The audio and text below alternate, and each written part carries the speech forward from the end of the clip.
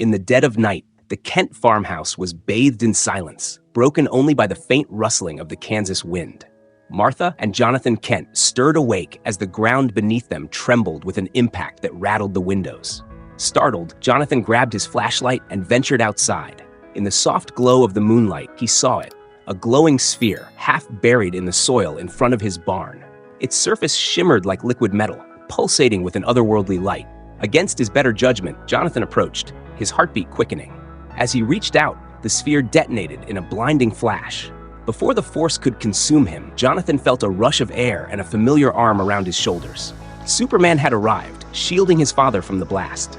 As the dust settled, Superman approached the now transformed object, a sleek rocket adorned with Kryptonian glyphs. Superman froze as the ship emitted a faint hum. A hologram flickered to life, revealing the image of a man he knew only from fragmented memories, Jor-El, his father. "My son," Jor-El said in Kryptonese, his voice heavy with emotion. Before Superman could respond, the image vanished along with the rocket, leaving only a small, glowing rod behind. Back at Steelworks, Superman presented the rod to Emil Hamilton and John Henry Irons. Emil's eyes widened as he studied the artifact. "This rod is emitting a signal," he said. "It matches the faint transmissions we've detected from the Phantom Zone." Superman's gaze hardened. "What does it mean?" Hamilton hesitated. "I've been working on a device that could interpret these signals, a neural projector, but the process could be overwhelming." Superman didn't flinch. "Do it." Strapped into the chair, Superman felt the device hum to life. The moment it activated, a surge of pain shot through him, and he screamed. Then, everything went white. Superman found himself standing in an endless void. A figure emerged from the light, Jor-El. "Kal-El," he said softly. "I'm sorry for the truths you are about to face." Before Superman could respond, the void transformed into a vivid memory. Krypton rose around him, a breathtaking city of crystalline towers and brilliant skies. He saw his mother Lara, cradling a baby. Him. In the distance, Jor-El argued with Krypton's leaders, pleading with them to evacuate the planet. "They won't listen," Jor-El said bitterly. "Krypton's orbit is destabilizing. The planet is falling toward the sun." Superman watched as his father's desperation turned to resolve. Returning home, Jor-El prepared a small rocket. With tears in their eyes, Lara and Jor-El placed their child inside and launched him into the stars. The vision faded, and Superman awoke with a gasp, shattering the neural projector. Emil and John Henry steadied him as he recounted what he had seen. "Jor-El showed me Krypton's final days," Superman said, his voice heavy. "But he also gave me hope. He believes I can find Krypton again." When Clark told Lois about his plan, her response was immediate. "If you're going, I'm coming with you." Hamilton and Irons worked tirelessly to calibrate the Phantom Zone projector.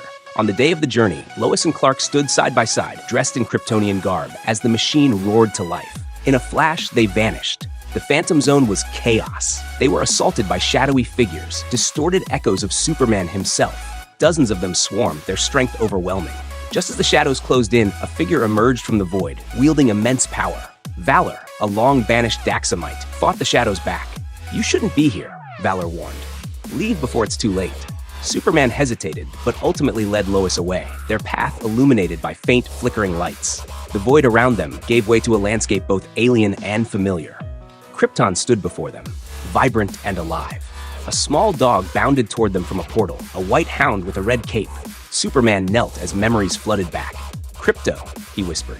Before he could process the moment, a voice called out. Looking up, Superman saw Lara standing on a balcony, Jor-El at her side. The ground trembled as the building swayed, and a massive chunk of debris broke loose, plummeting toward them.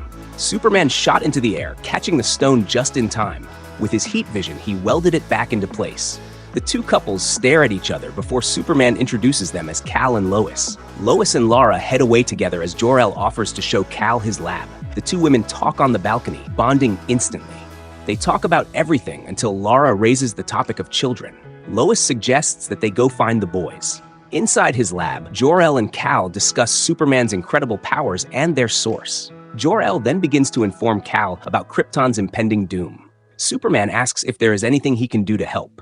Lois is shocked. Kal is volunteering to help move the planet. He tells her about Jor-El's planetary ion engines and how he can help. Lois and Kal embrace before Kal heads off. Positioning himself behind the engines, Kal prepares himself and on Jor-El's mark, ignites the engines with his heat vision. The planet trembles as its trajectory shifts.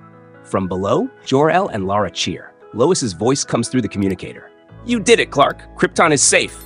But there is no response. Floating in space, Superman drifts unconscious, a peaceful smile on his face. Krypton's light bathes him, and for the first time, he feels whole.